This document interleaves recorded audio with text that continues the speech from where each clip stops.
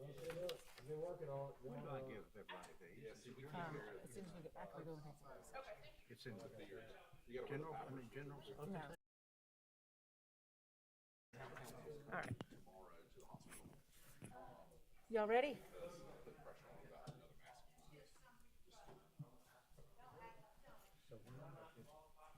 When do I get these? After we close the doors and go into executive session.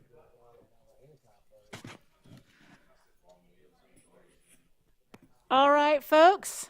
It is 6 o'clock on December 15th. And so I call to meeting the order the meeting of December 15th Board of Trustees. Do I hear a motion to enter executive session to consider employment recommendations for the 2020-2021 school year? Madam Chair, I move that the board move into an executive session to hear employment recommendations for the 2020-2021 school year. All right. Do I have a second? Second. All right. All in favor? Aye. Anyone opposed? Motion.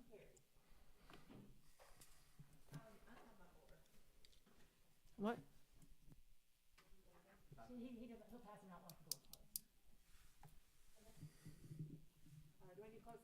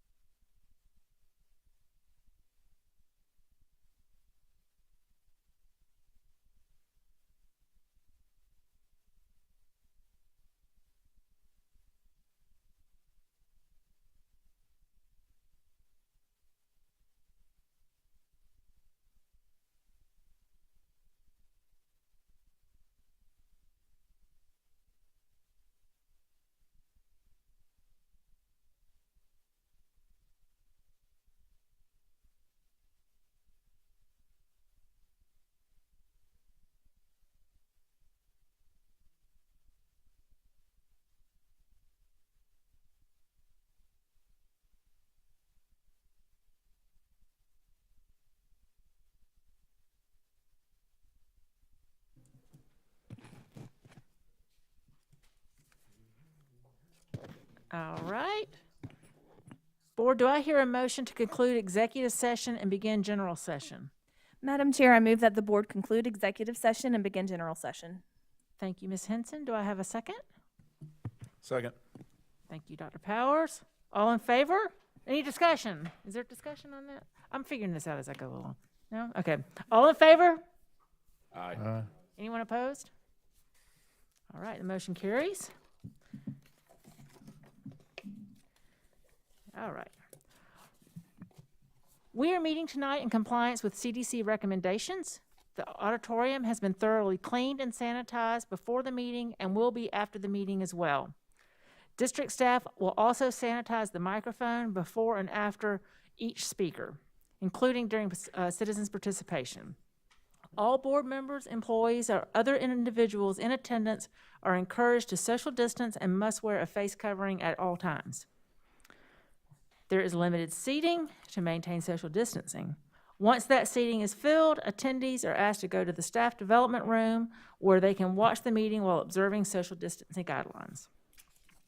The public is encouraged to watch the meeting on our YouTube channel.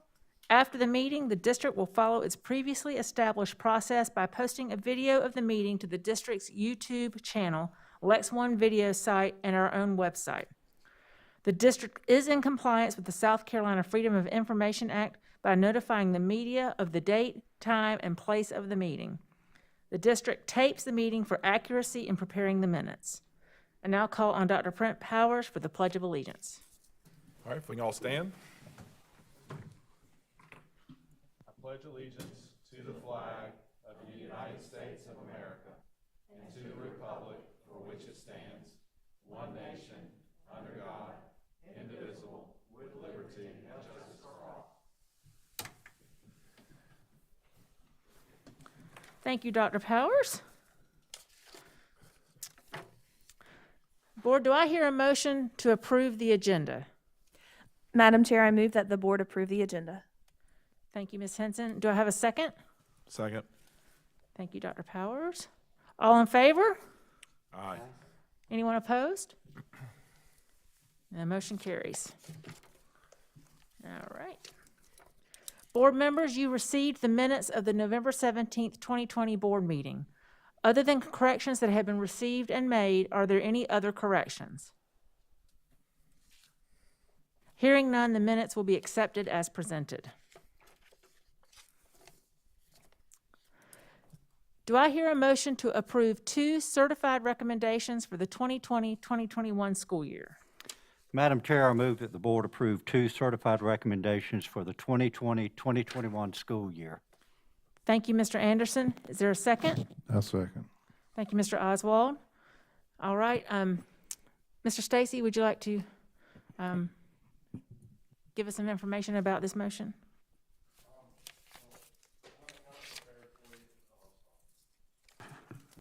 Sorry. I can kind of give you an idea of where we are. Typically, y'all ask me about vacancies, so I thought I would be prepared tonight with that. So throughout first semester, we reported about 27 vacancies. These vacancies were defined as budgeted FTE that we did not fill. Through shifts and job assignments, we've been able to serve our students. For example, 5 interventionists were moved into classrooms. We also shifted student class enrollments. Some special needs classes were combined. Students in some related arts classes were reassigned to other related arts classes. Some world language classes were dropped for low enrollment, example French at Beechwood Middle. And individual sections were taught virtually. We had 2 sections of German 2 that we taught at Beechwood Middle virtually. Second semester to date, we have 8 openings. With the shifts from Lula and back to face-to-face, more teachers were moved back to their home schools. Because we're trying to keep the face-to-face enrollments as low as possible, we've had to reach out to other means to cover additional face-to-face sections or Lula classes where teachers return from Lula back to the building. So second semester, we have 40 high school teachers teaching an overload. 28 of those are in Lula sections, 12 are face-to-face. So if you take those 40 sections, you divide by 3, because that's typically what a teacher would teach is 3 per semester. That's 13.25 FTE. In middle school, we have one overload at 8th grade science. At middle school, we also have 23 classes that will be taught in Lula, 23 courses that will be taught in Lula, 4 face-to-face courses at Gilbert Middle School, and 4 face-to-face related arts classes at Carolina Springs Middle, and these will be taught by K-12 Elevate teachers. So if you take those 31 sections, plus the one overload at the middle school, which is a teacher at one of our teachers teaching an overload, divide 32 by 4, that's 8 FTE. So that's 21.25 FTE. Tonight's board report shows you that we've had 2 certified recommendations and 6 certified resignations. So that's a net loss of 4. That said, we currently have 8 vacancies that we're advertising or have been advertised for second semester. One is an elementary Lula class. We found out about this. Well, this one happened as school year started. We've been trying to fill it. We haven't really been able to fill it. So we'll see what happens when we return from the break. We have a 6th grade science class at White Knoll Middle School. The teacher's retiring at the end of the semester. We found out about that in November. We got a middle school Spanish class at White Knoll Middle. There's a long-term sub maybe in that position for next year. We found out about that one in November, the end of November, November 24th. We have a high school science position at Lexington High School. Teacher is retiring at the end of the semester, and they let us know December 7th. We have a high school Spanish teacher at Lexington High School. This is a new position based on numbers coming back from Lula. So we took one of our positions that we didn't fill, so we've advertised for it. High school English assigned, the teacher resigned yesterday at the end of the semester, but we found out about it yesterday. We have a high school business ed teacher at White Knoll High School with a new position based on numbers coming back, and a middle school guidance counselor who is retiring at the end of the semester. And so we're working on that. We have an intern that's currently in that position, which we would like to hire, but we got to wait for them to finish their program. So the counseling position will be served by someone, but it won't be an employee to start with. So basically, we have 8 vacancies going into second semester, and I was just trying to give you an idea of what we've shifted from first semester to second semester. We're still going to be under our budgeted FTE, which is a good thing for the district, but we are trying to add some positions, and we found some ways to do that, and I just want to let y'all know that. That may have been way more information than you needed, but I just want to let you know we've been working pretty hard in HR. Thank you. Mr. Stacy, do you feel like it, and thank you for that detail, but are the pace of resignations slowing down or speeding up? And I mean, just from the 10,000-foot view. I wouldn't say that they're speeding up. The last month or so, we had maybe 3 or 4. Okay. But it's, it is what it is. It's not, I don't remember in years past having this many coming up each month this late in the year. And typically what would happen is we wouldn't get one that, in 1st of December that says I'm retiring at the end of December. But, right. People are tired.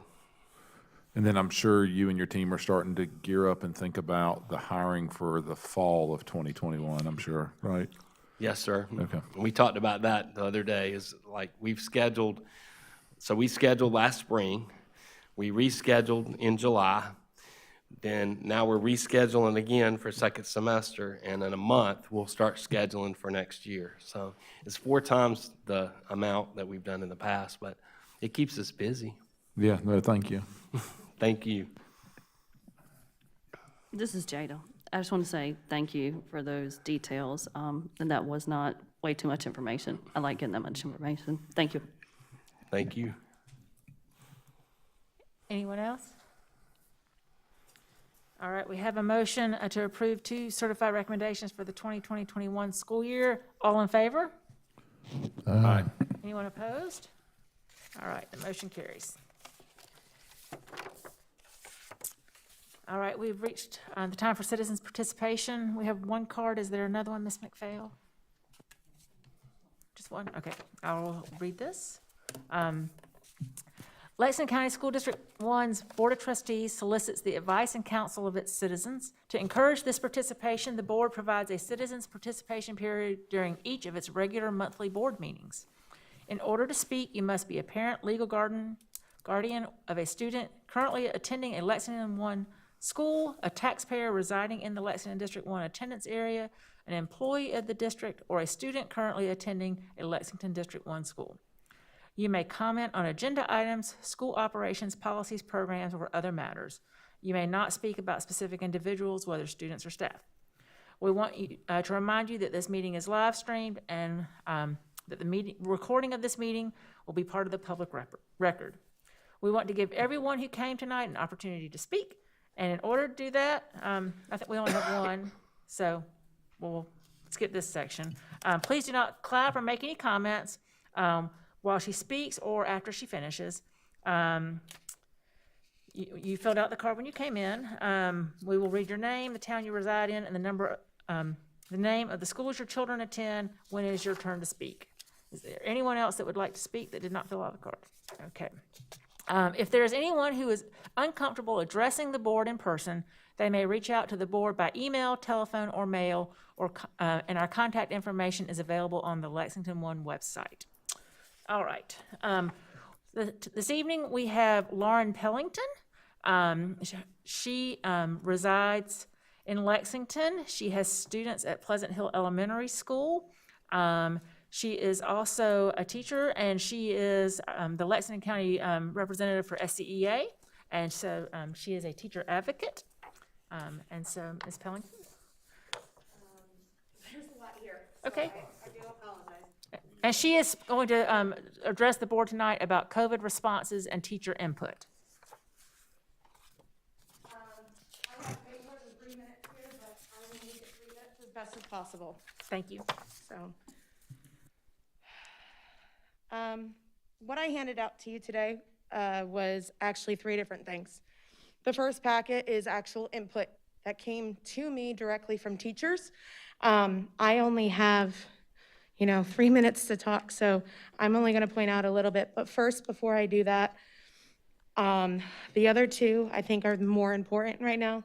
I have Teacher Leadership Council minutes as well as data that's been collected from our dashboard.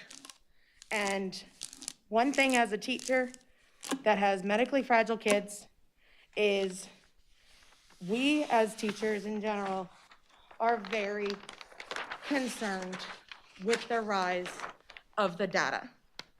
The red line is quarantine, all right, students. The blue line is student positives. The green line is staff positives, and the purple line is staff quarantine. That's a lot, and a lot of it stems from Thanksgiving. People don't always listen, and we get that. And that could be kids, that could be teachers. But as teachers, we're scared. And I think I'm taking this personally because I do work with medically fragile kids. And I think as a board, you guys need to have a lot more input in making decisions. And this is me following multiple districts. Have you guys received the collective? That was an amazing collective data that was just read. But I've seen just discrepancies from being a teacher, having teacher friends. If you look at the one packet, this is all input, and numbers 1 and 2, or sorry, just numbers 1. The other day, 106 students were absent, 41 were coded. I'm all over the place because my brain is just, it's too much for me.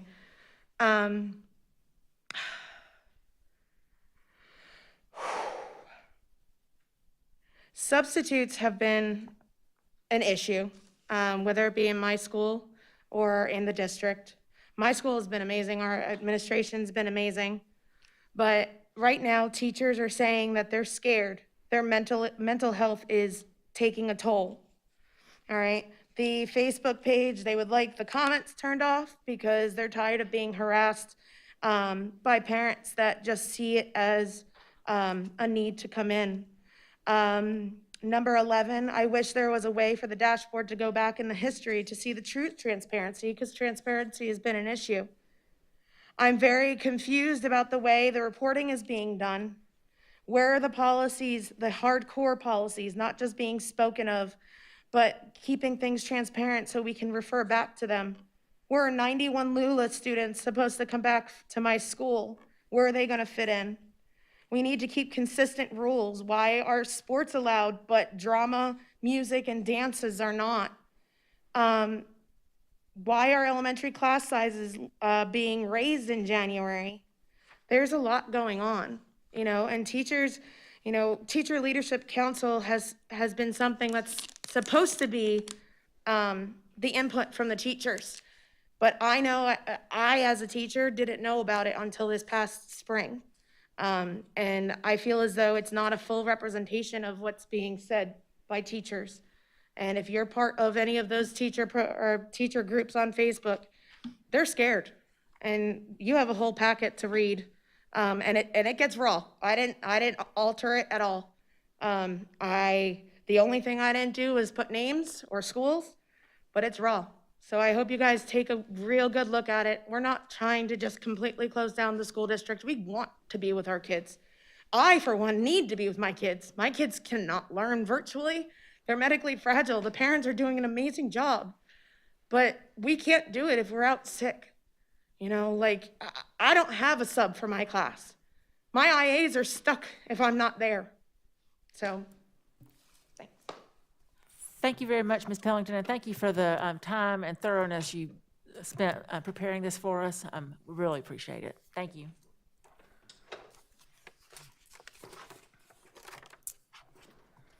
All right, board. We are moving on to item 9.0, which is action items.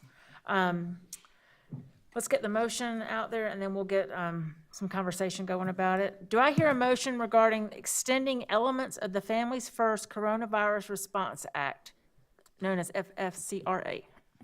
Madam Chair, I move that in light of the expiration on December 31, 2020 of the Employee Paid Sick Leave Act of the Families First Coronavirus Act, the district will, at its expense, continue to grant eligible employees the emergency paid sick leave for up to 2 weeks as outlined by the EPSLA and implemented by district protocol at no cost to its employees beginning January 1, 2021, and until such time as the leave entitlement is extended by the federal government or June 30th, 2021, whichever occurs first. This provision only applies to eligible employees who have not exhausted their 2 weeks of emergency paid sick leave provided by the FFCRA prior to December 31, 2020. I'll also move that the district at its expense will grant eligible employees paid leave for up to 2 weeks if they are unable to work in person or remotely due to isolation, quarantine, or illness based on an established exposure to COVID-19 while at work for the district, as determined by district protocol, with this leave to be granted as needed separately for each confirmed work-related exposure. Thank you, Dr. Guyton. Is there a second? Second. Thank you, Dr. Powers. All right. Before we have some conversation, I think, Mr. Stacy, you're going to spend some time explaining this to us a little bit, maybe. Thank you. Basically, the FFCRA expires December 31st, and we don't know. I mean, there was some thinking that might be extended come next year based on the election. Don't know what President-elect Biden might recommend or what might happen.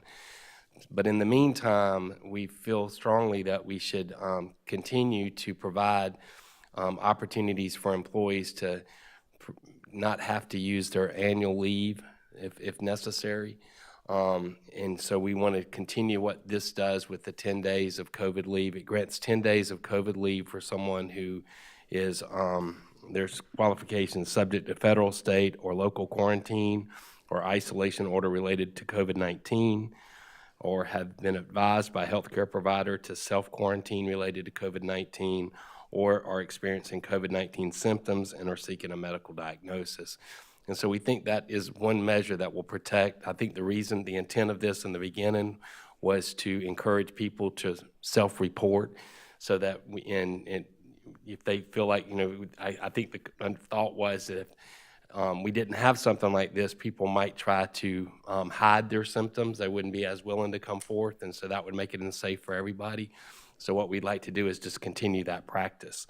And the other side with the district district-determined work exposure, we do feel too that, and Ms. Pellington kind of addressed that a little bit, if you're in a classroom and a student becomes positive and you're a close contact and you get sent home for that quarantine period, it's really not something that is, I mean, not your cause. And so we feel like we would like to hold our employees harmless in those situations. So if we can determine that, the district determined work exposure, then what we would do is give them up to the same amount of time for that quarantine, and it wouldn't come against their annual leave. Now, what we're not proposing is that employees that are careless and do things that are just simply, I mean, we've talked ad nauseum about making sure that you stay 6 feet apart, you know, if you can possibly maintain that social distance, or, you know, we encourage them, you know, to do that even in their own personal lives. We're not proposing that we just continue to grant more and more leave for people that have not taken this seriously. But for those that have taken it seriously, we want to give them that advantage. We also want to help to keep our kids safe and our other staff members safe. So I just feel like it's a really good opportunity for us to do that. I will tell you, just on a side note, we've had 92 district determined work exposures first semester that we're aware of. Now, there may have been some more only because we didn't keep as good a records in the beginning, but now we have in our form, we have a place where we put district determined work exposure, so it'll be even better data come second semester. But so we're not talking a lot, but it is something that we would strongly encourage y'all to support. Board, are there any questions for Mr. Stacy? Yes, sir, Mr. Stacy, this is Jada. And the last sentence, this is while it worked for the district as determined by district protocol. Can you summarize that protocol that determines? So what happens is if somebody has any type of symptom or if they have a potential household contact or close contact, they contact their supervisor, and there's a symptom screener form that we use, and it just walks them through. It asks them specific questions, and then based on the answers of those questions, it filters. So you answer a question a certain way, it'll make it a close contact, or it'll make it a household contact. And so that form is filled in. We've had, I was just telling Ms. Green during break, you know, I had 2 come in as we're sitting here. So they come in pretty regularly, and we look through that. When they come into the form, we get on it and we call the employee or email them, but typically we try to call them and talk through what the situation is, and then we let them know what that means as far as exclusion, whether it's COVID leave, whether it would be annual leave, if they need testing. One thing that we have done as far as a protocol for this is we've graciously provided an opportunity for our employees to get tested at Nephron. We have a partnership with them. So if an employee calls tonight and they're experiencing symptoms, I text Nephron. I did it just 30 minutes ago, texted Nephron, gave them the name of the employee and told them they'd be there at 7:30 a.m. in the morning. So they get tested right then. We get the results back that afternoon, early evening. And so Dr. Little and I were sharing some data today, and that really has been a game changer. Because if we had people that we were quarantining for 5 or 6 days because we're waiting on test results, I think we'd be in a lot of trouble. But that really has helped us move this forward. So that's I guess that answer the question. That's the protocol. Yes, it does. Thank you. With regard to funding, do we have an idea of financial exposure based off of first semester data? I assume 92 work exposures. If we transcribe that to X number of days times Right. average salary, rough idea? We haven't calculated that number, but we can certainly do that for you. Yeah, that would be a question is, what's our potential financial exposure? And then I assume as far as source of income or source of revenue for that is going to be Would that come out of the fund balance, or where would we look to secure the funds from? Yes, it would come out of if it would come out of the budget for this year, and if the expenditures exceeded our operating budget for the year, it would have to come out of fund balance. Gotcha. Okay, thank you.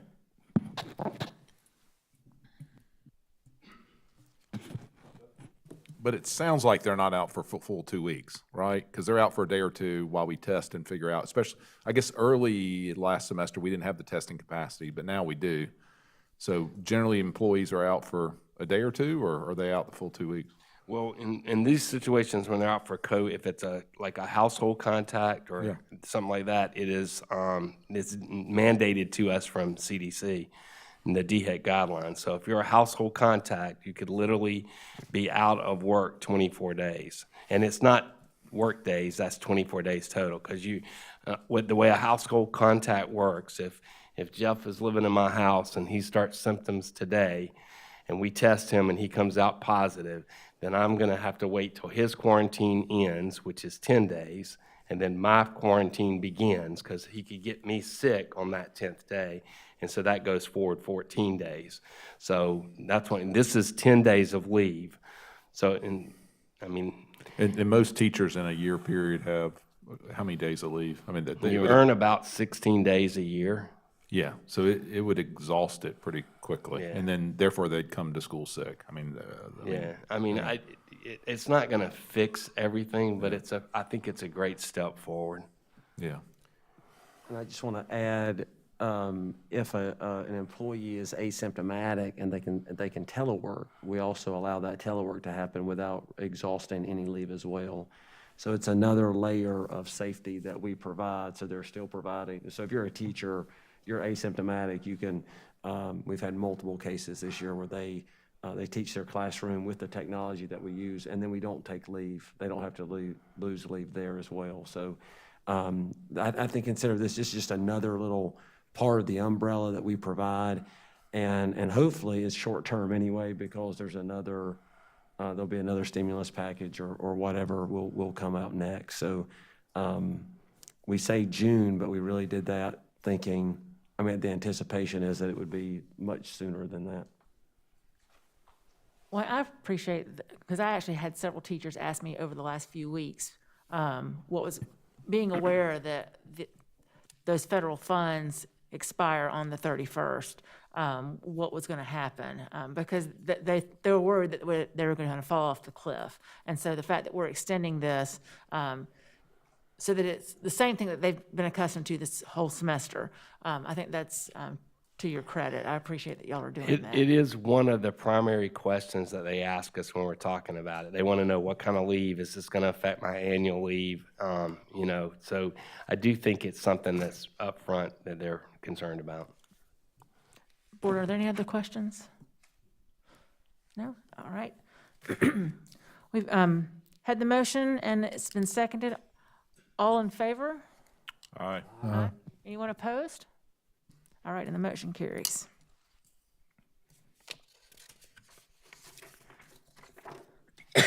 All right, we are on to agenda item number 10.0, which is the superintendent's report. And so I am going to turn the mic over to Dr. Little.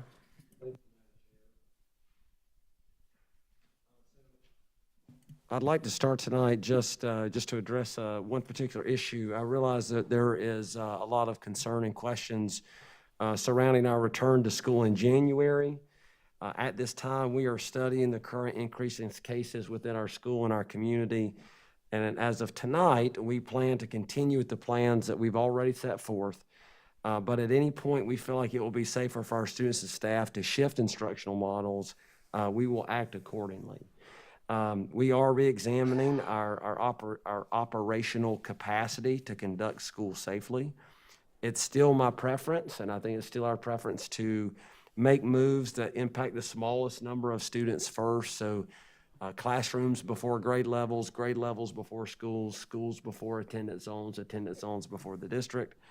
But we're going to continue to monitor what's going on in other parts of the state. I do want everybody to know that our focus, though, will continue to be on what's taking place here in Lexington 1. Since the beginning, we have taken deliberate steps.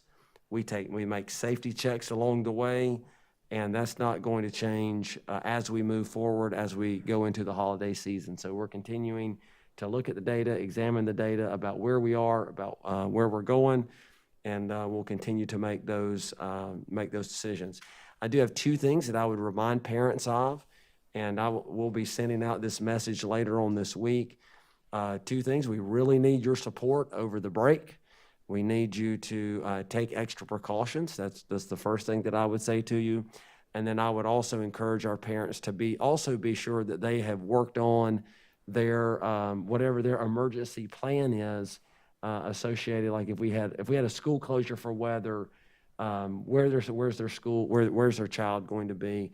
I would also encourage the same thing in regards to anything potentially happening in January if we have to move more quickly if a situation presents itself. So I would encourage parents to continue to do that and continue to take this break seriously. I mean, enjoy the break, recharge, but also at the same time make sure that we are following guidelines and protocols.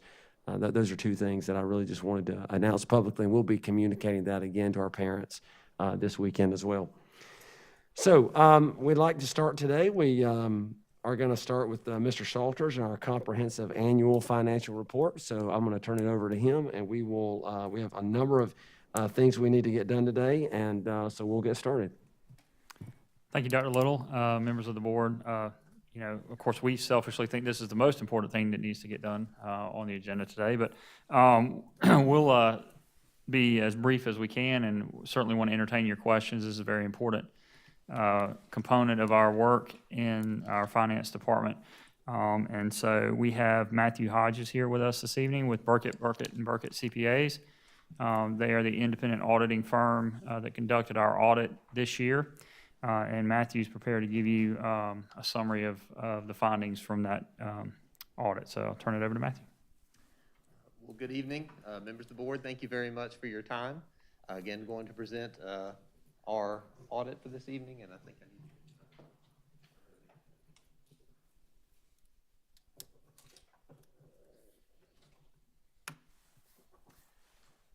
So just a brief introduction to our team. Our audit partner is Larry Montague. And again, my name is Matthew Hodges. I'm the audit manager from our firm. Certainly appreciate all the cooperation we received from your finance team listed there on the screen, as well as really all the employees of the district, because I know it's a team effort in performing the audit. Again, the draft, the CAFR, Comprehensive Annual Financial Report, is in a draft status currently. We are awaiting guidance from the Office of Management and Budget in order to complete the compliance portion of our audit. That is anticipated to be released sometime this month. But as of this point in time, we're not aware of any changes that will need to be made to the CAFR. So in our audit, there were no significant changes in accounting policies. There were no disagreements with management. No consultations occurred with any other independent accountants as part of the audit. There are no issues discussed prior to our retention as your independent auditors. And again, we did not encounter any difficulties in performing our audit. And once again, we received full cooperation from your personnel. We did test transactions for the district based upon our knowledge of the district and its activities. We used our professional judgment in selecting sample sizes for testing. Those sample sizes were designed for reasonable, but not absolute assurance. And that being said, we did not note any instances of noncompliance with district policies. We do anticipate issuing 3 clean opinions related to the financial statements. First, an unmodified opinion in regards to the financial statements themselves. Secondly, there are no deficiencies in internal controls over financial reporting. And lastly, we again anticipate an unmodified or clean opinion related to compliance, and we will be able to finalize that once we've gotten that addendum. So the district does continue to be in excellent financial position. Again, the AA bond rating from Standard & Poor's, as well as the AA1 from Moody's.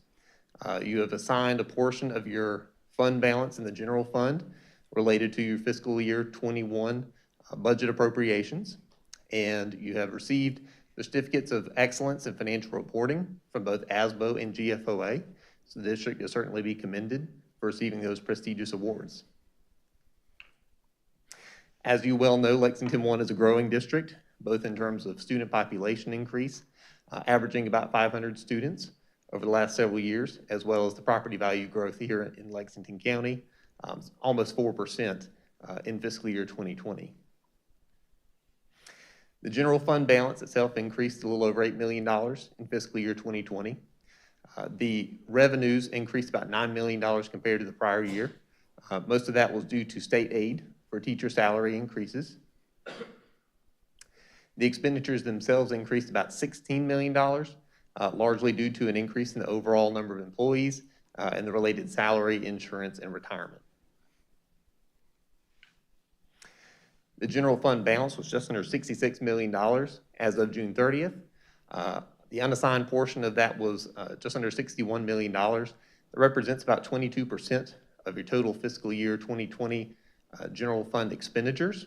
The district policy requires 7%, so the district has exceeded that minimum requirement. Overall, your governmental fund balances were about $193 million. I know that's a little hard to see there, but overall, the largest increase in your government-wide financial statements is in your capital assets due to investment in new schools as a result of the bond issuance in fiscal year 2020.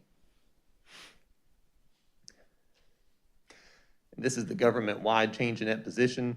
The overall decrease there is reflective of a change in an actuarially determined amount for the net pension and net OPEB liability. That's the reason for the difference. Okay? So at this time, I'll be happy to answer any questions you may have. I've got just a couple. Where are you seeing other districts as a percent of their operating budget? What do they have as a target fund balance with the same credit ratings? So again, we enjoy our strong credit ratings. That's an excellent question. I would say between 20 and 25% is not uncommon. The State Department only requires about what you have. They're about 8.3% is the minimum for the State Department. So some districts are just above that, but at your credit ratings, I would say between 20 and 25. And then secondly, what do we need to be thinking about as a board with respect? You mentioned, I think one of your final comments is the adjustment to expenses based upon the state retirement system. So what do we need to be budgeting and thinking about? Because, I mean, in other lives, we live with that same reality, and so we're adjusting our projections based upon that. Certainly. Yeah, that's a great question. You know, PBA has announced kind of a timetable for every year increasing those retirement premiums. And so at least knowing that timetable and knowing how much they're going to incrementally increase every year on the employer side is helpful. There is a sunset to that and a period of time where they haven't said what they're going to do beyond that. So that's where you also have to be aware, you know, the legislature could come in and change that. They have provided some funding from the State House, but you know, y'all are doing the right things. You're considering those in your budget process. Because right now we have to contribute 14% and it grows to 20% or something. What's? It's close to 22%. Okay. Employer and 9 on the employee. Okay. Yeah.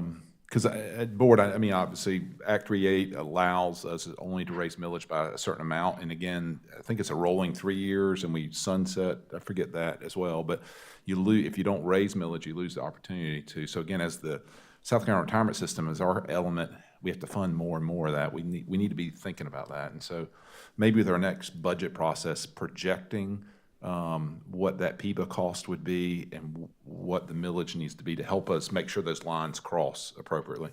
So would be helpful. So.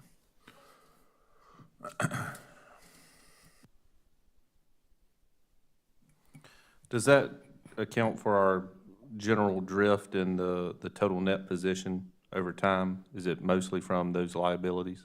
Yes, absolutely. When you look at the overall governmental fund change, that was about $10 million to the positive. And those two items just by themselves were about $22 million. So that just by itself accounted for the, I think it was about $11 million dollar decrease. Okay. And under our liabilities, when we have other liabilities, what is typically an other liability? Those can include, I believe on that particular chart, those can include just your general outstanding amounts to vendors, current portion. You're required to accrue for salaries and benefits and things like that that existed as of June 30 but hadn't been paid yet. Gotcha. Thank you. This is Jada. I have a question. In the, sorry, capital project funds, under transfer from debt service, there was 17 million. How is that amount determined as to what's transferred into capital out of debt service? Is that a budget transfer? I'm not, well, that was from debt service. This says interfund transfers from debt service district to capital projects funds. Yes, that was the proceeds from the bond that had been transferred over to help pay for the ongoing capital projects. Okay, because there is above that, there's proceeds of general obligation bonds as well. Oh, so that's a different, okay. I don't have that open. Hold on a second. It's on page 127. Okay.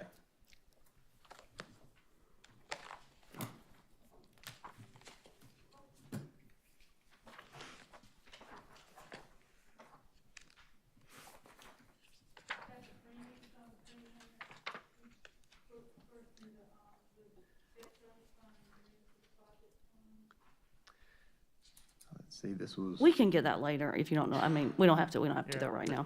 That was the That's what it appears to be, Deborah's, that bond premium. Yeah. Okay. Another question. In the front of the CAFR, we have blended component units, the Lexington One School Facilities Corporation and the Educational Foundation. It says that the Board of Trustees of Lexington County School District 1 approves all appointments of the members of the foundation board. But we don't do that. Is that something we should be doing?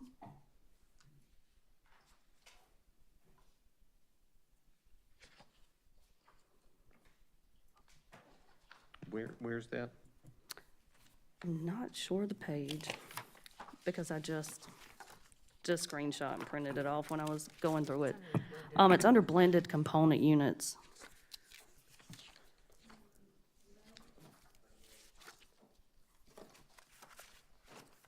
I just figured there was some kind of accounting rule that said, since those are legally separate entities, but they're part of the district's operations, that was something that needed to be done. Okay. We can revisit that verbiage and make sure that that's correct. Okay. I believe the foundation board votes on its own members. Okay.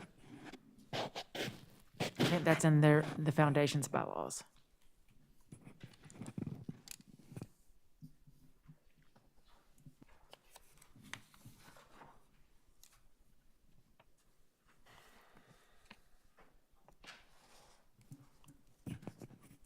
Board, are there any other questions? Or Any projections on what you think the state legislature is going to do in the spring? Come on, earn your keep. I wish I knew.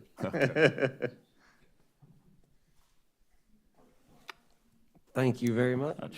Dr. Little, if I could just briefly, I would like to, we have some of the finance staff here, and I would like to just give them a big shout out.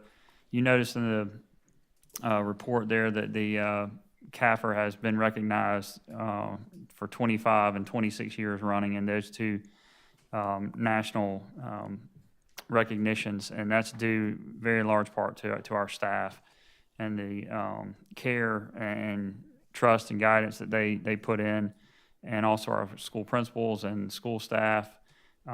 We just have a tremendous effort that goes into making sure that our funds are spent appropriately. And these folks work really hard in working with Matthew's team to get this document correct and to the public. So I just want to give them a shout out and thank them for all the work they've done.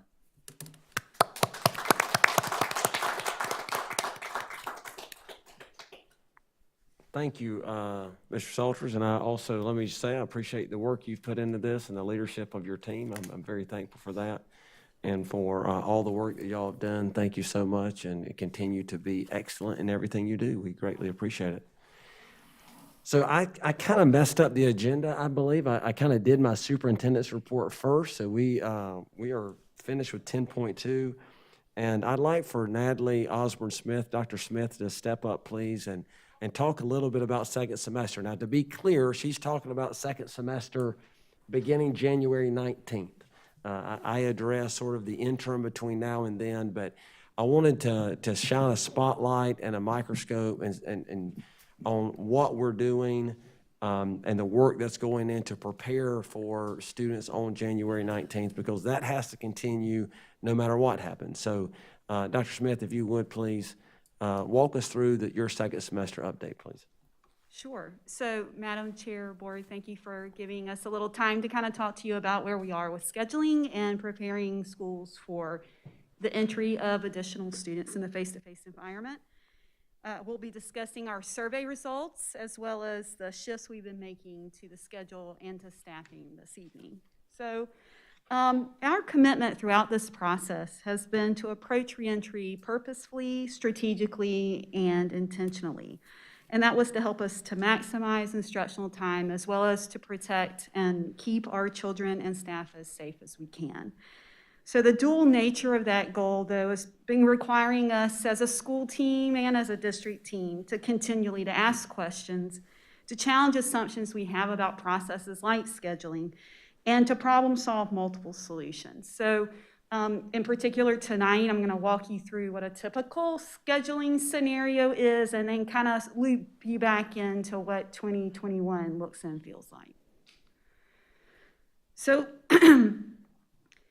in a typical school year, what would normally happen is that schools, human resources, and IT would work closely together to kind of go through this timeline to create a master schedule for a building. That work begins early in the spring semester and goes through most of the summer, with schedules being released around mid-August. That takes, in a good school year, where we're not redoing everything every 3 months, around 6 to 7 months to get it to its release stage. But as you know, because you keep seeing my face come up here and talk to you about schedules, we get to do this a couple of times. So it's been very different for us this year. In fact, by the end of the school year, we'll have done a full rebuild of a master schedule 3 times with an additional build of a new schedule for next year. So it's kind of 4 processes all together. So what normally takes 6 to 7 months, we're condensing into a handful of months multiple times throughout the school year. And that, I can tell you, is a daunting task. And tonight, what you'll be looking at specifically is the work we've been doing in the late fall time period. But before I dig into the details, you know, I always like to thank my team. So I just wanted, it was actually much bigger than what I've been saying before. So I want to thank school administrators, school counselors, and school records operators first for the work they've been doing to make schedules correct in PowerSchool. Also, our accountability office, human resources, communications, IT, and our team at the Online Learning Academy. They all are just putting in hours worth of work and unwavering effort to make scheduling happen. So I just wanted to give them a shout out. It truly is a team effort across the district to make all of those things happen by the end of the semester. So moving into this part, last time I came, I talked to you specifically about the survey, and so I wanted to give you an update about where we are with that. In October, we did send out that district-wide survey to find out what families would need for children's second semester. And I'm highlighting this step because accountability, IT, and communication worked very closely with schools to get this information for us in a timely fashion. So whether it meant that we were sending survey links out multiple times, making personal phone calls to families, or sending letters home to families who had not responded, our schools really did make every effort they could to obtain the information from families that we needed to have in order to schedule children. So in fact, I want to give a shout out to families. They did an amazing job responding in a very timely fashion for us, which really has aided our work in doing this as quickly as we can. And so by the end of last week, we actually had 99% of our families respond to one form of our communication about schedules, which I'm just telling you, the change from August to now, that was amazing. So thank you to families for responding to us. So now, this is what it looks like. So I wanted to present the data to you in raw form so you really can understand the dramatic shift that we're seeing from fall to spring. In the fall, we had around 7,100 students scheduled in the Online Learning Academy program. This equated, depending on either grade band or which attendance zone you were in, somewhere between 25 to 30% of our students in the Online Learning Academy. For the spring semester, you can tell, though, that our Online Learning Academy enrollment has dramatically decreased, which we did expect that to happen. But it has greatly affected our numbers, of course, on the other side, in the face-to-face instruction in buildings. In fact, in the elementary schools alone, we have around a 10% increase in children who have selected to go to face-to-face instruction in the spring. Middle school is a 12% increase, and high school is actually our smallest increase, that's at 7%. So there is definitely unprecedented level and change in terms of the numbers of students going back and forth between the two environments between August and January, which really has made us have to think about the changes that we must make in order to serve students. We can't simply just kind of plop or slide them into our current schedule. There's just not the FTE or the sections available in the schedule that we have first semester to navigate that many children coming back face-to-face. So we're having to be a little flexible. Well, not a little. We're being very flexible and creative with the structures more than we ever have before. So the flexibility and choice for the model that we've offered families has truly affected our staffing in unprecedented, significant ways, both in the face-to-face and Online Learning Academy environment.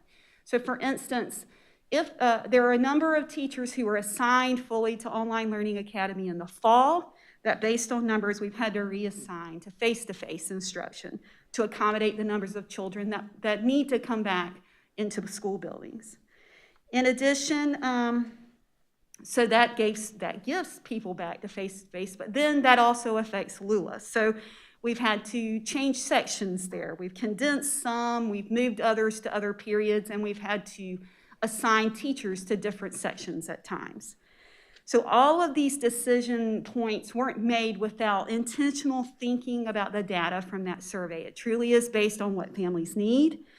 And so I just wanted to make sure I mentioned that. Lastly, what we've noticed is that our teacher shortage at the local, state, and national level also has truly affected us and how we're having to pivot with our own staff. So luckily, we've found ways to investigate and leverage other means for staffing in second semester, which Mr. Stacy has already kind of discussed this evening. So staffing's just one piece though, right? So there's a lot of other wraparound supports and processes that come along with scheduling. This is just a small list of things that schools and district teams have been working on and adjusting as time goes on. For instance, I wanted to highlight one, the communication process for sharing schedules wasn't just make it visible in PowerSchool. Our IT department under Thesa Briggs has spent hours researching and re-engineering PowerSchool so that we can ensure semester schedules are communicated appropriately to parents. So I wanted to give a shout out to them. That has been amazing, the work they've been doing to help us make that happen. Schools also are rethinking their processes in the building. The way they do drills, the way that they're serving lunch, the way that they're doing SEL check-ins in the morning, even the instructional model with the workshop model. All of that is having to be rethought. So I just wanted to mention to the board and the community, anytime that we shift large numbers of students, one way or another, whether it goes to Online Learning Academy or they come back to face-to-face, we have to redesign all these processes. It's not just like scheduling's the first step, But then it's the domino effect of all the other things that must happen in order to make children and staff able to do the work of school. So what does this really mean, and how does it affect families? First, I just want to iterate one more time, I can't say it enough, that our schools are truly conducting the work of one school year 3 times this year, plus what they're going to have to plan for next year. What schools did this summer, they're having to do again. They're redesigning their master's schedule. They're also, I'm really proud of the collaboration between our Online Learning Academy, our Human Resources Department, and schools to design the sections in both the face-to-face and Lula environments so that our students' needs are met. This has been a very strong collaboration, and they've met often to troubleshoot. So thank you to Mr. Stacy and his team for helping us think through the FTE part. Also, we've done some meticulous work in Power School. Like I said before, we're condensing sections in both Lula and face-to-face. Sometimes we're moving sections around, and we are changing teachers if necessary. This is particularly true in the Online Learning Academy, when we've had close to 10% of our district's students moving back to face-to-face. That's going to make a big difference in how we staff the Lula program. So it's just important to note that schools are being intentional with these changes. They are truly taking students' needs, families' needs, and the school's needs into account. Keeping students safe while providing a high-quality instructional experience to children is their focus. So this means, though, that we're going to have to limit seats in some sections, and our typical flexibility for making changes mid-year, that's not going to be as flexible as it has been in the past.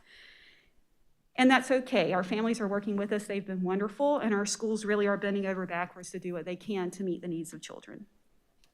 So I did want to talk lastly and to give you an update about the teacher changes that could be happening due to the shift.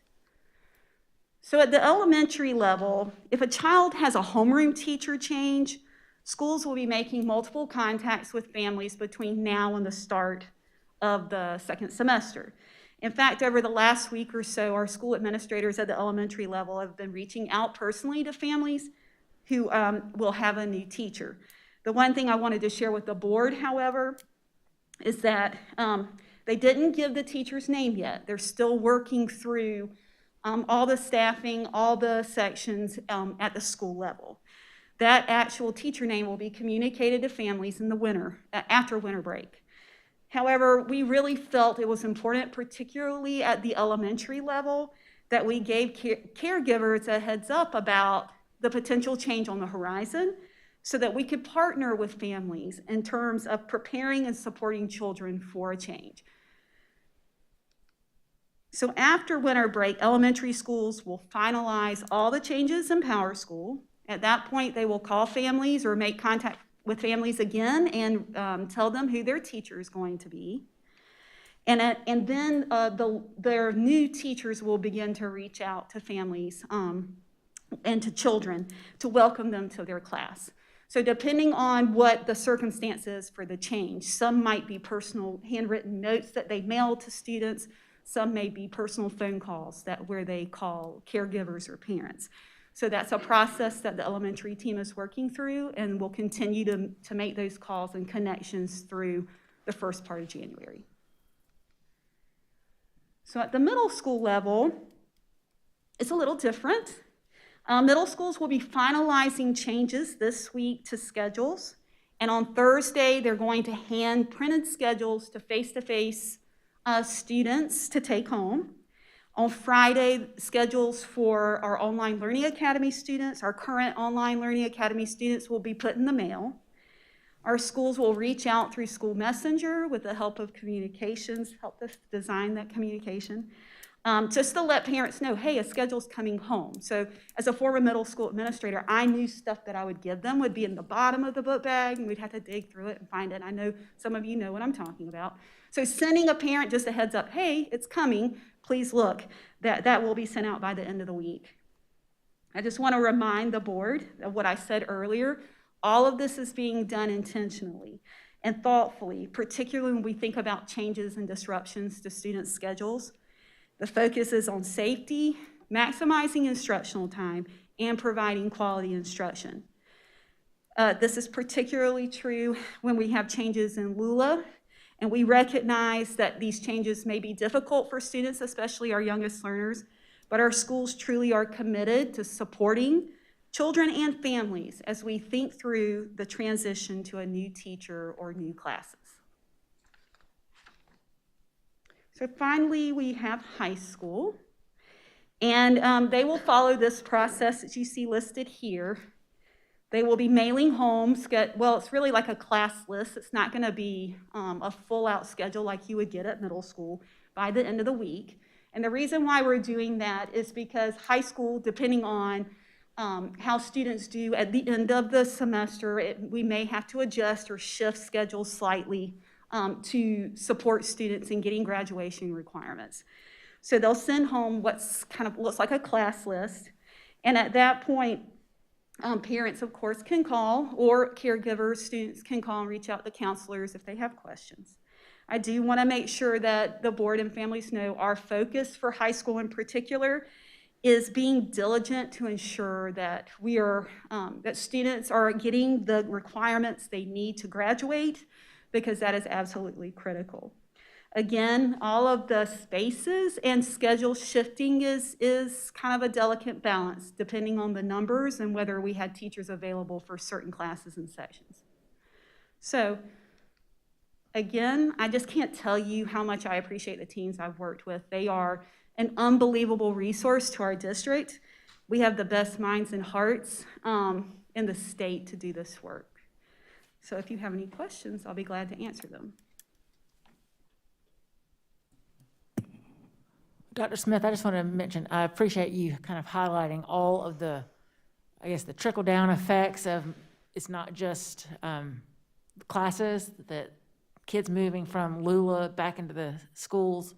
My son is in 10th grade, and he's been in Lula this semester, and he's returning face-to-face. He doesn't have an ID. He's going to, you know, and just even the little teeny nitty-gritty things that in a typical school year, you just happen without even thinking about it. Right. You know, I mean, just something like small, like a, you know, does the school know who he is? Right. But little things like that. So I appreciate the fact that your team has been so thorough and not only anticipated all of the situations and scenarios, but you have excellent solutions for all those things. So thank you very much. Thank you. Thank you.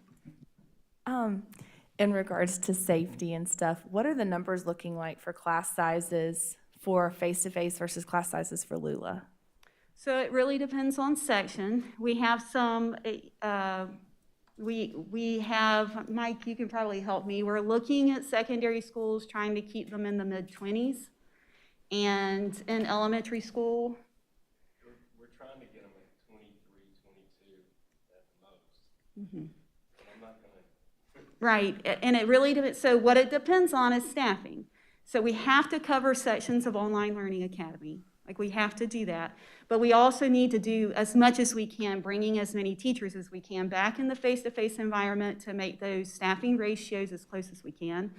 Again, that's why I said, like in secondary school, where I have the most scheduling experience, that would be where I would not normally cap a dance class at 18. I probably would now, I'm just making a number up, but you know, I would be capping classes lower, which means you're not gonna get the choices you've always had, potentially. So I would tell you our best bet is we're leveraging low as possible, which is the reason why we're having to manage or use other options for staffing for things like the Online Learning Academy, so we can bring more face-to-face teachers back to lower those numbers. And so that's face-to-face numbers, the mid-20s. What's the Lula numbers like? They're around 30, 35. Depends on the section and the level. Okay. That's a lot. It is a lot, yes. Any other questions? I would just add, our district prides itself on the diversity of the educational offering. And I think that's easier to do when the educational model, the staffing model, the student model is stable. And so, again, this is just one board member, but what I'm saying is I think we need to give you and team permission. Again, we may not be able to do everything well, so we got to narrow it to the core tenets of what we must do to see kids, on schedule, learning the core learning material to allow them to move forward in their educational career. And then once the realm stabilizes, then we can start broadening and offering more diversity. So again, if we have to narrow it to make sure our kids are learning the core material, then it's what we have to do. I mean, because our teachers, to Ms. Henson's point, need to have the time and resources to do the work they need to do. But we can't ask them to do everything, so. Right. I will tell you, though, there was intentional work to ensure that students had access to the arts, had access to electives. Those are the things, I mean, as a former art student at Lexington High School, those are the things that made me want to go to school and were the highlight of my day. So we're doing everything we can to make sure children have options. It may not be their very first choice. So, but I can tell you, schools are bending over backwards to protect teachers and staff, and students, of course, while also giving people some choice for a well-rounded education. So I'm just proud of my team. They've done an unbelievable amount of work to make it happen. Thank you very much, Dr. Osmer Smith. And now I'd like to call on Dr. Rivers to talk about graduation dates. I know that's a little further down the road, but we wanted to make sure we address that. Those graduation dates have been clarified, and I will say clarified in air quotes because, as you know, everything is going to be subject to change. But Dr. Rivers is going to walk us through our high school graduation schedule. Board. It's hard to believe that we're getting ready for graduation 2021, but that's the task at hand, is to share the schedule and dates with you. It's an understatement to say that our graduation last year were a little different. We can kind of think back and reflect to 2020, and we were in the midst of the pandemic. Facilities, businesses were shutting down, and we were not too sure we could even have a graduation. But the State Department of Education gave us some guidance, and we took those guidance from them and modified the graduations for our students, and that they were very much appreciative of that. And so fortunately, we were able to have the graduation ceremonies and move forward and have them at our school football stadiums. And we modified things and made it so that our families could have that experience and our students too. And so we're very happy with that outcome. For the 2021 graduation ceremonies, I have some good news to share. We are going back to the Colonial Life Arena for our 2021 high school graduations. Right now, we are able to return to that facility. There are several Midland school districts that are also returning to the Colonial Life Arena. At the present moment, I don't have information on any restrictions due to COVID-19. However, I do anticipate them sharing items on the attendance capacity very soon. And so I emailed the person this week to kind of get an update, and they were working through those things now. But I anticipate that we will be able to use the facility. Just like many places, it will be reduced capacity. But the facility is large enough to accommodate our needs, and probably even larger than what we were able to do at our football stadiums last school year. So what we have in front of us now are the high school graduation dates. We're looking at June 12th, Saturday, for 3 high schools, and June 13th, Sunday, for 2 high schools. On Saturday, we'll have graduation ceremonies for Lexington High School at 8 a.m., White Knoll High School graduation at 12 p.m., Hillian High School at 4 p.m. And then on Sunday, June 13th, we have River Bluff High School at 12 p.m. and Gilbert High School at 4 p.m. So with any plan, you always want to have a contingency plan. And that's what we were able to come up with last year once things started to shut down. We couldn't use the regular facilities. So we put in place a quick plan last year to reboot and get started. But this time we have a little more time to plan for it. So we will hold graduation at the high school football stadiums if something happens where we are not able to use the Colonial Life Arena. So we're looking at starting all of our graduations at 8 o'clock in the morning. And so we'll begin with Lexington High School on Monday, June 7th, White Knoll High School on Tuesday, June 8th, Pillion High School on Wednesday, June 9th, River Bluff High School on June 10th, and Gilbert High School on June 11th. We did explore the idea of just going with those football stadiums. And that was something that we had some conversations about, I talked with schools about, and did a little research to kind of see if that is something that is feasible for us to do. And so just in gathering information, it came down to a couple things that it was more feasible to go with the Colonial Life Arena. The first thing being cost. And so the cost comparison from last year of having 5 different graduations at our high school stadiums to just going with Colonial Life Arena is about a $30,000 difference in the two programs. So basically, going to Colonial Life Arena or having those 5 graduations is a $30,000 difference. So one thing is the cost. The other thing that we have to prepare for are the environmental conditions. So inclement weather can happen at any time. It can rain.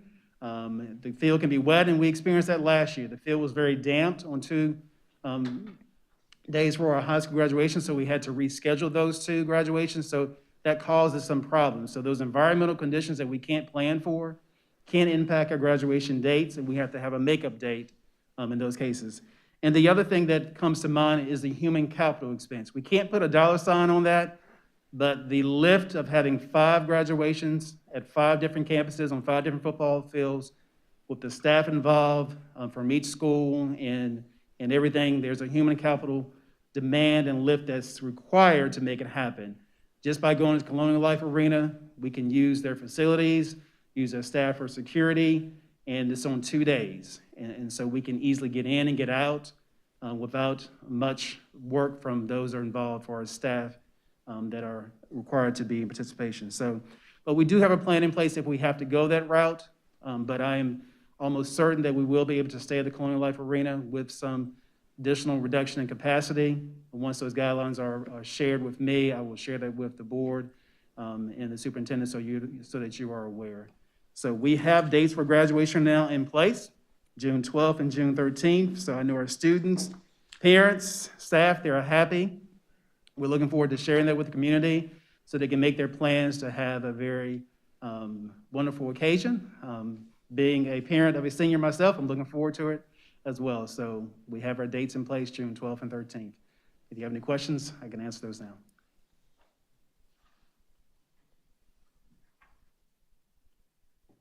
I wanted to thank you last year, because again, we went from 0 to hero on graduation. So thank you all on the team for making graduation work last year, and looking forward to this year.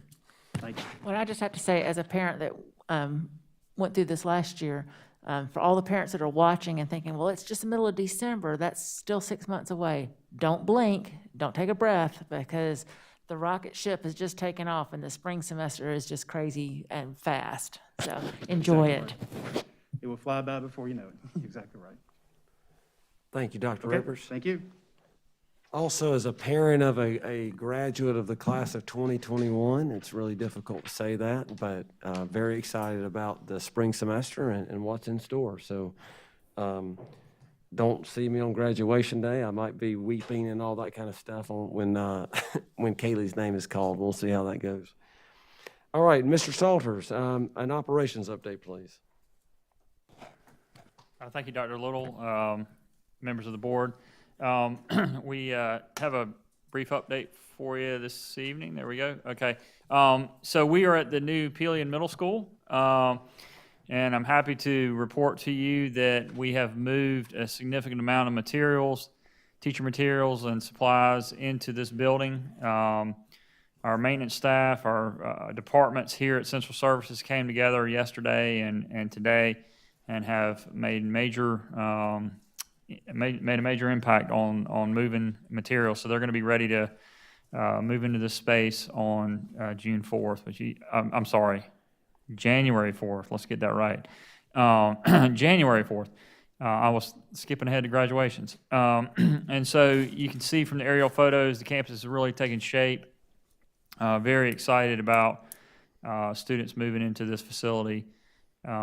The traffic improvements have been made out on Highway 178. This is the main entrance to the school.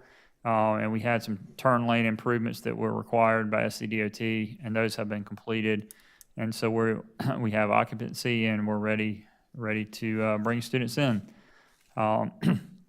Just a few shots of the building. This is the courtyard area, looking from the cafeteria back over to our art classrooms here, libraries here on the right. Interior shot of the commons area with, again, the library over on this side. And kind of looking back the other way. Looks very familiar and similar to Beechwood. As you recall, this is a prototype plan that we developed there at Beechwood. This is the rear stairwell. You're kind of looking back at the bus entrance here, and the cafeteria is to the right there. Main office, you see some of the furniture has been delivered in the front office area there. And some of the offices are taking shape now. This is actually principal's office, and so we're getting that all set up. Another front office area there. This is the health room, which I'm sure will be very busy and set up for seeing students there. Just a couple of classroom shots. We have a number of, our 21st century classroom model. We have a number of desk configurations, and so that furniture is being received as we speak, and you can see it staged in various areas. This as a computer lab space with the desk around the wall there. And so this is an art classroom. And the cafeteria with furniture, different configurations of furniture there. So this is actually on the second floor looking down into the cafeteria space. You can see the serving lines there. This is the little theater. How many seats is that? 600? Dr. Powers, I believe it's 487. That's great. And is that the biggest in that community, or I guess Pillion High School has a bigger one? Actually, believe it or not, the PPAC, as we call it, the Pillion Performing Arts Center, is located at the old Pillion Middle School, Gotcha. and it has about 500 seats. It's the largest. This is basically right there at that. The theater at Pillion High School is actually a little bit smaller. And it's one of the chorus room there. The riser's in place. This is the scene of the infamous shot by Dr. Little. And really excited about the students getting access to the new gymnasium. This community uses this gymnasium at the old school all the time. So I'm really excited about having a new space for them. Locker room facilities are right off the gymnasium. Internal shot of the media center there. And looking back the other way for the media center. So they're ready to go. They'll spend the bulk of this week and next week, teachers getting acclimated to the spaces, and obviously they're doing double duty. They're teaching, and then they're going to do some virtual teaching at the end of the week and next week, as well as getting ready for students to come in right after the break. The new Lexington Middle School site, there's a lot going on in this picture, but just to kind of orient you, this will be the main, one of the main entrances into the main parking area. It's a very tight building area back here, but you've got 3 classroom wings already up. The second floor deck has been poured on all 3 classroom wings. You've got 2 classroom wings. The second story is coming up. And then you see the main office area. Let me fast forward one slide. Here's a better shot. It's just oriented a little bit different. This is the main office, and then these are your art classrooms, your library here, cafeteria here, all your serving lines, kitchen area, and all that's back here. But you can see the classroom wings really taking shape. So tremendous progress happening at this facility. We're very excited about how quickly things are going up here. And we've got the bus drive that's coming in on this side over here, and that's taking shape. There's already a storage building that's constructed in the back. So things are moving very nicely at Lexington, the new Lexington Middle School location there. Mr. Salters, I have to say that if we, so this is our third time building this prototype. I think if we build it a couple more times, we might be able to get it fully constructed in about 6 months. Because it seems to be getting, I mean. It gets faster and faster. And this is a very difficult site. This is similar to Beechwood soil conditions, and so, but they're handling that very well, making tremendous progress. So very pleased with that. Just a couple more shots here of the construction closer up. And again, they're on the second floor there. Moving on to Oak Grove Elementary School, excited about the classroom addition there at Oak Grove. And this addition is really about to wrap up. We've got, the exterior of the building looks completed. It's off the left side of the building. New sidewalks installed, some additional canopies and so forth are going up. It's kind of the side entry there. And then an interior shot of, you can see how much progress is made. They're ready to do some flooring in the different classroom spaces. And drop those ceiling tiles in and we'll be ready to go. We got to set fixtures here in the restrooms. Moving on to White Knoll Elementary School, a similar but smaller addition. This is for kindergarten. And we've got brick on the exterior of the building there. This is kind of the exterior access where the kindergarten playground will be.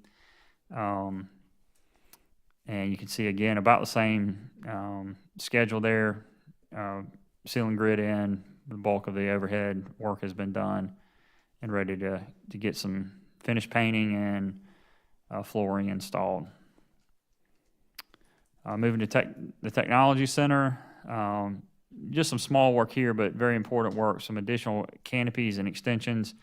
This is really important to the programs there, allowing for work to spill out into the exterior of the building and creating more space than just what's allowed in those classrooms and have that covered canopy area. So it's, the instructor's very excited about this opportunity. This is a new ventilation system for our welding lab, and they're installing that now, the new welding units. Those students do tremendous work in that program, and so a much needed update for them. Moving on to White Knoll High School, again, 32 classroom addition off the front of the building here. You can see it's really taking shape. We're got about to lay roof on the second floor. We've got some exterior waterproofing going on, and soon we'll be adding brick to there's a waterproofing. We'll soon be adding brick to the side. You can see they have it staged there. It's a really nice looking addition. It's going to blend really well into the overall campus there. And ready to start some roofing on that addition. And then on the interior, got a little ways to go with interior finishes and so forth, but try to get it in the dry and then get started in those areas. This is a larger shot, so just kind of orient you. The front of the building is over here. The main office would be here. The current little theater was right here, which is going to be a black box and a couple additional flexible classrooms. And the footprint of the Performing Arts Center is out here, and you can see this is the front of the stage. And this is the makings of the fly loft, about 60 foot in the air. And then this is the stage opening, the proscenium opening that'll be finished out when it's completed. So making good progress on that side of the site as well. And as always, you can track the progress of our building plan and all the projects we have going on our website at this link, and I'm happy to answer any questions. Mine's just a thank you. The 2008 bond referendum, I don't remember us doing this website that tracks. So again, We didn't. But this is a huge amount of work. But I think our community appreciates it, and I just want to say thank you. And I know that we have built this school twice, going on the third time, but I have to say that the one in Pelion is absolutely beautiful. That whole campus is magnificent. It's really something that community can be very, very proud of. Thank you.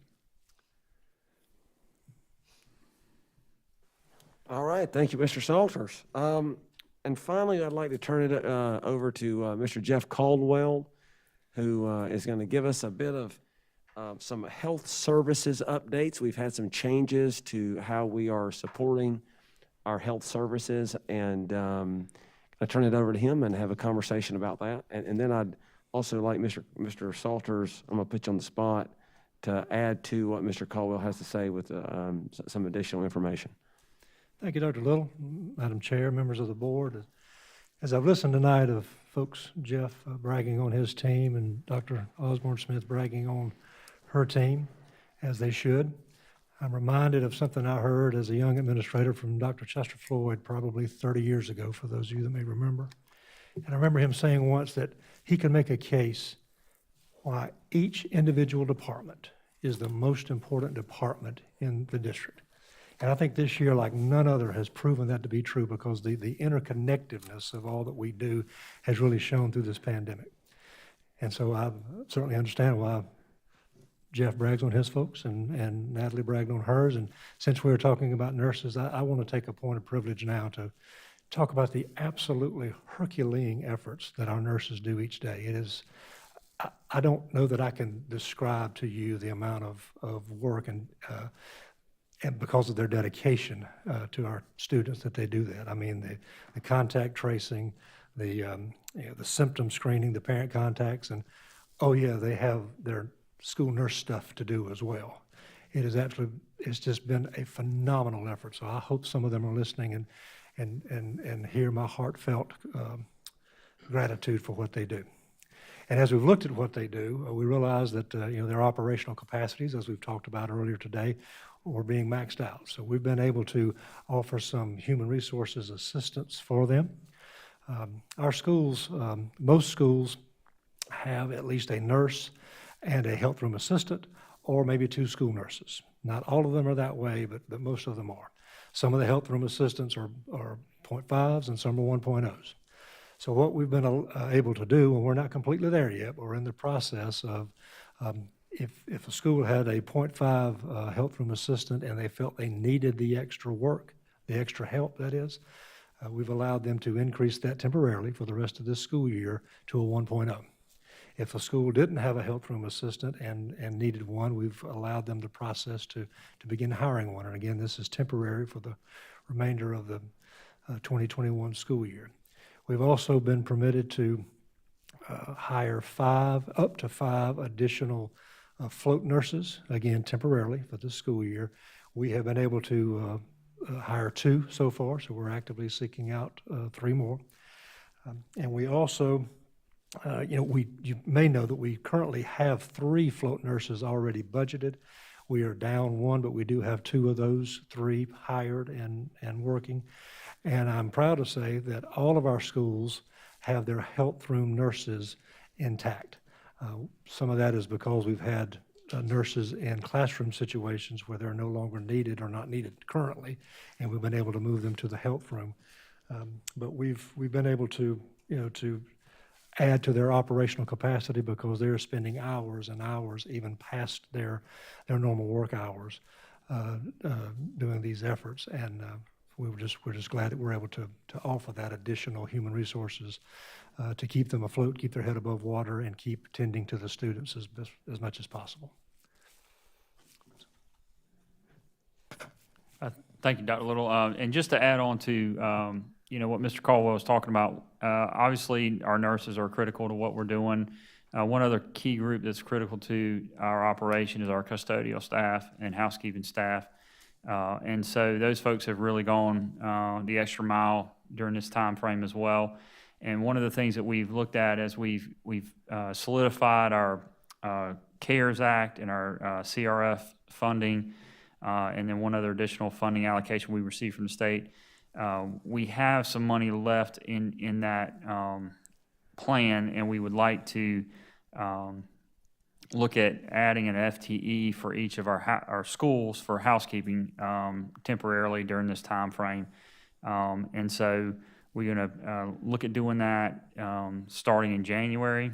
And so we'd add a housekeeper at each of our schools. We feel like this is one way to have a really instant impact on what's going on daily in the operation of the schools. And so we feel comfortable with where we are with PPE. We've purchased a lot of PPE. We've had some PPE allocated to us from the state. We've actually received some allocations from other districts that got too much from the state, and they were able to reallocate to us. And so we're comfortable with where we are with those things. And so we feel like this is going to be a really, as Dr. Little says, high leverage strategy to make an impact on our schools going forward. And both the nurses and the custodians will come out of CARES Act funding. Yeah. And if I may, I know I talked about the nurses in general, but I want to specifically highlight Amy Wood. If she were here, she'd probably choke me for doing this, but she is basically a team of one with, of course, with the nurses, and it's unbelievable to watch her manage the daily operations and the ever-changing guidance and guidelines that we get from CDC and DHEC. It's just an absolute phenomenal effort, and we wouldn't survive without her efforts and those of the nurses. So I want to repeat myself again and just tell them all how much we are thankful and our vast gratitude for them. And our nurses put themselves at risk on a daily basis and take that home to their families. So what they do is just, there aren't words to express the sincere appreciation for what they do on a daily basis. I agree. Mr. Caldwell, I hate to ask you a leading question, but can you also add the nurses that are going to be on call over the Christmas break? Yes, we beginning on the 23rd, I think is the first day of the winter break holiday. Actually, Amy will be on call the 23rd, 24th, and 25th. And then we're able to secure a nurse to be on call each day of the winter break, all the way through January the 3rd. As our athletic programs continue to exist over the holidays and there's competitions before the first week of winter break, there's practices after winter break. We're going to have the opportunity to have someone on call to help with those contact tracings, contacting folks, quarantining students if need be. And we also have a mechanism in place where, and we'll be getting this information out probably the beginning of next week to our parents, if their child tests positive over the break, there's a survey that they can fill out that will go to Amy Wood, and so we'll have a running record of students who are positive COVID cases over the break, and we're working on a mechanism to contact those families to be sure that their isolation period is up. Depending on when they have a positive test, they may be able to come back on January the 4th. If it's later in the winter break, they would have to remain isolated, so we will know that ahead of time and be able to contact those parents to be sure that they keep their kids home for the proper amount of time.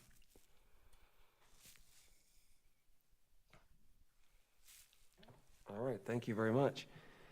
That is my update, Madam Chair. All right, thank you very much. All right, we are moving on to item 11.0, which is new business.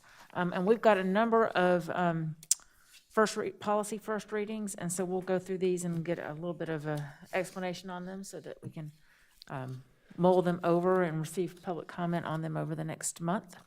So 11.1, Mr. Caldwell, going back to you, is policy JFABF, students in foster care policy. Thank you, Madam Chair. And again, this is a model policy that we're bringing forth for first reading. It does deal with students in foster care, obviously. And just as a background, students in foster care are probably have a higher level of instability than other students do in our district. And federal and state laws were recently updated. We already have the processes and procedures, the protocols in this policy are already in place as practice. So what we're doing is just, taking our practices and making them policies. As you look at the draft of the first reading, you'll see very little red in there. We've used the language from the model policy and edited very little on that. What it does is it provides procedures for student placement, for transportation, record-keeping procedures. It offers, definitions that we would use. It names a foster care liaison, which we already have in place. So it basically just brings into policy what our practices have been for the last few years. I'd be glad to answer any questions about that. Hey, this is Jada. Yes. So under definitions, school of origin, in red, a child in foster care remains in his or her school of origin. Is there a reason why that is under definitions instead of placement process? Ms. Garris, I actually wrote that same question down when I went through it. That doesn't seem like part of the definition. That seems more like a practice. Yeah. Yeah, I do not know the answer to that. That was this was the model policy. And so what you see in red is what we've added to it. It certainly can be moved, and to your point, it is more of a process than a definition. So if it reads better to have that language moved to a different section, that's an easy fix. That's a good catch. And then on the last page, it says, about 4 paragraphs down, the district foster care point of contacts from the 5 Lexington County school districts. Why is it only Lexington County?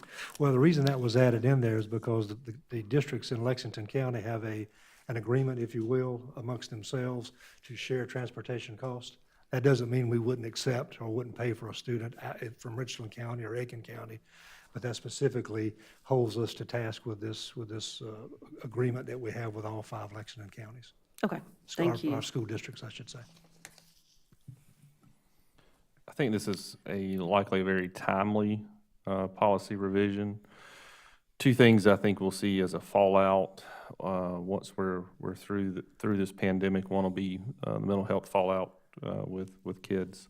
The second is going to be our foster care, because obviously those referral numbers are down tremendously, which is not a good thing, because it means that our natural safety net has been eliminated to some degree, or at least severely compromised.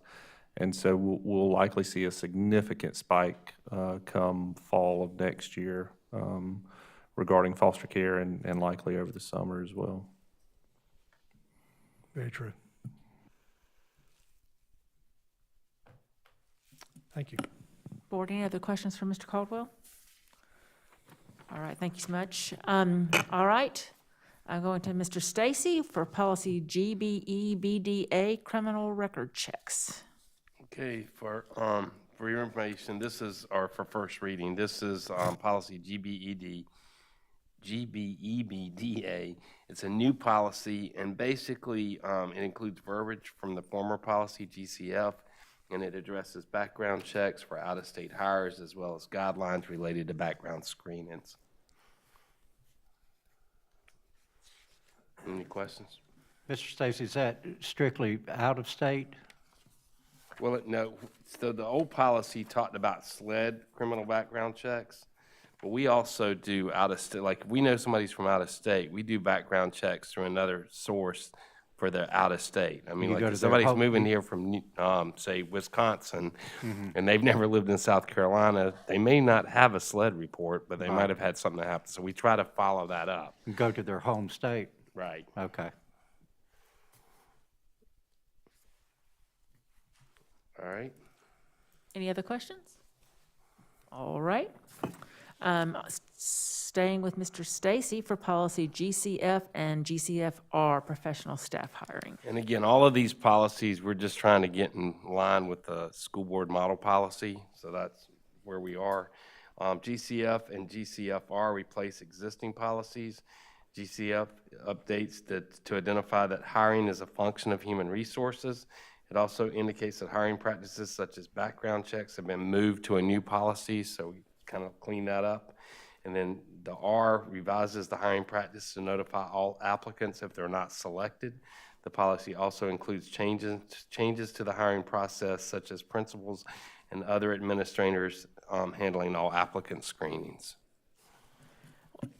Mr. Stacy, I had a question, and I might just be reading this wrong. So in the administrative rule, under the selection of certified personnel, it says the administrator or supervisor for each vacancy will receive the applications and perform the initial screenings. So that means that those receiving the applications and screenings will take place at by the school level administrators? Well, I think what that says is that back in the day, I think I shared this last month, when Dick Thompson was here, he literally interviewed every single person that was hired. Well, that was when we had like 12 schools in the district, and now we have 31. It's just impossible for us to do all that. So what we do is we do the recruiting piece, we get them to apply online, but then we share that information with the principals, and they screen those applicants to narrow down who they're going to interview. So I think that's what it's addressing. Okay. This is Jada. I've got a question. Going to policy GDF, support staff hiring, on page 2 of the administrative rule, everything in red there is about professional employees. I think that was supposed to be part of the administrative rule for professional staff hiring, but it ended up in the support staff hiring policy. So you're talking about where it says new licensed professional employee? Right. So I asked that very same question. That really is talking about nurses. They're on a licensed professional schedule, and so they're considered support staff. They versus certified, they're support staff, but they're a licensed professional person. So, because I asked the same question, it seemed kind of weird to me too, but that's how Meredith Falls shared it with me. Okay, so none of that language needs to be in the administrative rule for professional staff hiring? Because it's not in there. Okay, so now you're back at CFR. Okay, hold on a second. Okay. Yeah, I'm just wondering why it is, because also in support staff, it has that same thing in the couple paragraphs before that. So I was just wondering why it's not in professional staff hiring as well. Okay, I tell you what I can do is I'll look through this again, now that you pointed that out, and verify and get back with you. How about that? Okay, Rather that'll than work. than trying to figure it out right this moment. Okay, so then on page 1 of GCF, the professional staff hiring, in red at the very bottom, the sentence that was added, the chief human resources officer will generally advertise all job vacancies. That sentence was removed from the current administrative rule for GCE, which is professional staff recruitment. So I'm wondering why it was put back into this policy. Well, I think what I would say is that for professional staff hiring, we want to make sure that we advertise for all positions. That's what we're trying to say. As a general rule, if we have a position that opens up, we're going to advertise for it. Now, Okay. On the other side, you're saying it's missing where? I can take pictures of this and send it to you if that would be That easier. would be Yeah, awesome. I can do that. I promise you, we'll look at it and get it fixed. Okay, so when it says the chief human resource officer will generally advertise all vacancies when appropriate, unless otherwise determined, that was taken out, like I said, of the administrative rule for GCE. I was just wondering why it was added back in here, because I like the wording of GCE, where it says the chief human resources officer or his designee will write and publish all job vacancy announcements and advertisements on the district's job posting website for at least 5 calendar days. So you like that wording, and you would like that at somewhere in the GCD one? Right, I'll send you all of this, because you actually removed this whole sentence right here out of GCF and replaced it with what I just read. All right. Yeah, if you'll just put that in an email to me, Okay. we'll look at it, and if there's a real rationale for not doing that, then I'll give you a call and we'll walk through it. How about that? Okay, that sounds good. Thank you. I think we jumped down through the rest of them, Madam Chair. All right. So that, I agree with Mr. Stacy that we have kind of discussed GCF, GDF, and GEC. Do we want to walk through, are there any significant differences other than the classification of the personnel in those Yeah, it's policies? pretty much just wordsmithing some of the classifications and trying to get back in line with the model school policy. All right, board, if you have any questions about any of these, feel free to call Mr. Stacy or reach out to him for any clarification over the next few weeks. I have a couple of things. Oh, you have another question, Ms. Yeah, Guerra? I Sorry. had to call out those others because they went back and forth between things that had been changed on one, had reverted back in another. But on support staff hiring, there's a state law that says the board has to vote on all employee recommendations, and that includes support staff. So I think in here, as part of this policy, we need to put somewhere that the superintendent will make recommendations to the board for employment. I'll need to check on that because we haven't been doing that. Yeah, I know. So, I'll give you a copy of the state law, too. all right, that'll be I got it perfect. printed out, That'll yeah. be perfect. That would be a new practice. Let's see here. Okay, we talked about that one, and, okay. So, under support staff hiring, GDFR, the administrative rule, the first page, Okay. 1, 2, 3, 4, 5 paragraphs down, the last sentence. When it says, in full compliance with board policies GDF and GBEBDA, the suggested revisions to the GDF policy no longer includes work authorization information. That was moved to policy GBEBDA. Right, that's the new policy, GBD, whatever, that is the school board model policy. And so since that policy takes care of it, we took it out of the one. Right, so wouldn't we need to remove GDF? Those 3 letters right there that refer to that policy, since we're no longer using So tell me where you are again. GDFR, administrative rule, page 1. Mm-hmm. And I am 5 paragraphs from the top. And I'm in the last sentence, where it says, in full compliance with board policies GDF and GBEBDA. Okay, So GDF no longer includes work authorization information. That was moved to the new policy. So I'm just saying we shouldn't have, in full compliance with board policy, GDF shouldn't be in there. It should just be GBEBDA. okay, I can look at that. I just wanted to run through this with you. I mean, I can send you all of Yeah, it. I do appreciate the detail. It's hard to Right. it's jump hard from to one see. to the next, so I marked it and I'll get back with you. Okay.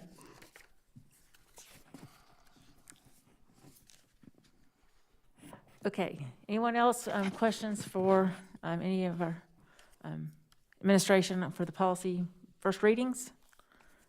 All right. Also, under new business, several of the board members attended the the South Carolina School Board Association's Legislative Advocacy Conference in early December. And I have just asked each one, if you want to, mention one little takeaway or tidbit from the conference. It's always an extremely informative conference, and it kind of gives us a pulse on what to expect out of the General Assembly as well as Congress on, and also just administrative rulings in the coming year that will impact education and things related to our schools. So Ms. Henson, I'll start with you if you have anything. Sure. So it would be really hard to kind of narrow it down to one big takeaway, but as a new school board member, it was really great for me to sit and put names with faces for the different legislators and what their roles are. And so I was writing down lists of people and what they do. And so big learning curve here, but it was nice to see who does what. And it was a very informative conference. Mr. Anderson? I always get excited anytime I hear Rita Allison talk about education, because we've never had a bigger cheerleader or a champion for education of our children, K-12 education in this state. And of course, she was no exception at this one. But also, you might have to help me with the guy's name that does all of the finance stuff for the state. Mike Shealy, he's the Senate Finance. Mike Shealy, yes. And, finance is no offense, Mr. Salters, but can be painfully numbing, at times, if that's not your strong suit or your forte. But he always makes that so interesting that, you're really glued to every word that he's saying. So, and I've taken his slides and gone back through them since then. So this was sadly, it was a virtual conference and not like it normally is, and I did miss that fact, and, that we didn't get to have the one-on-one with our peers and our colleagues from other districts across the state, but all in all, I think that it was a very worthwhile attendance.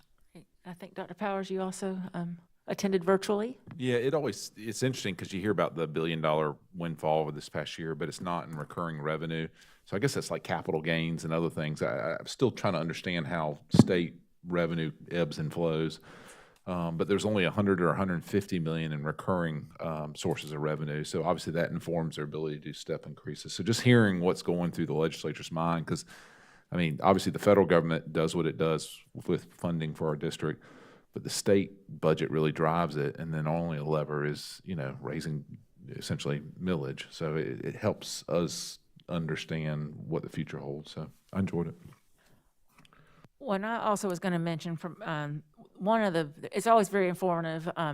It's heavy on the school financing, but one item that just stuck in my head, and I've actually mentioned this to a number of people, came out of Mr. Shealy's presentation, and he was talking. He had attended back in October the South Carolina's Board of Economic Advisors. I think they had a virtual conference, and they had a presentation by a Laura Ulrich, PhD, and she is a regional economist in the research department of the Federal Reserve in Richmond. And he mentioned something from her presentation, and I actually circled it and put a big star next to it because I just think this is fascinating.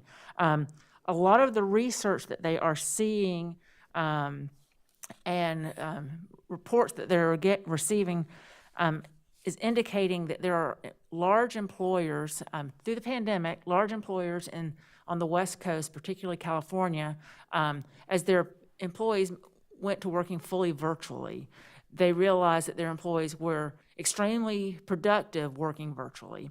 And what they have started doing is encouraging those employees to leave California and move to the East Coast because they can reduce their salaries because the cost of living here is so much less than California. And they're seeing an influx of these virtual workers coming specifically to South Carolina. And I just thought that was very relevant for us as we start, like Dr. Guyton, your anecdote from earlier about seeing families that are moving here from other places that are remote, seem to be remote from South Carolina. And I think that we're just, we see a lot of growth. Every time I drive down 378, the car in front of me has an out-of-state license plate. And, I'm wondering why they're coming here. But South Carolina is a great place to live, and we have a great quality of life with, pretty low cost of living, and we have amazing schools. But I thought that was a really interesting little factoid that he shared with us that really, I think, was very relevant to our school district. All right, so that's all for 11.0. Moving on to 12.0, items for board information. Board, you have received in your board packet the monthly general fund financial report for November, the monthly general fund budget transfers for November, the monthly capital projects report for November, the monthly unauthorized procurement report for November, and the quarterly grants award report. I wanted to mention that we have received many notes of appreciation from staff with the administration's recommendation that the board approved in November for the additional compensation for staff, and the notes that have really warmed my heart so much. We've received many, but so many of our teachers have reached out to thank us for including instructional assistants and food service workers in that compensation. And so, that just reinforces to me that we're all a team and we're all a family. So that was really, I thought, something that I thought was worth noting. Want to encourage everyone to have a good holiday break and to practice social distancing and wear your mask so that we can all come back to school in January and be healthy and happy and in school where we're supposed to be. All right. Do I have a motion to adjourn? Madam Chair, for the last time in 2020, with the hopes that 2021 will be a much better year, I motion that we adjourn.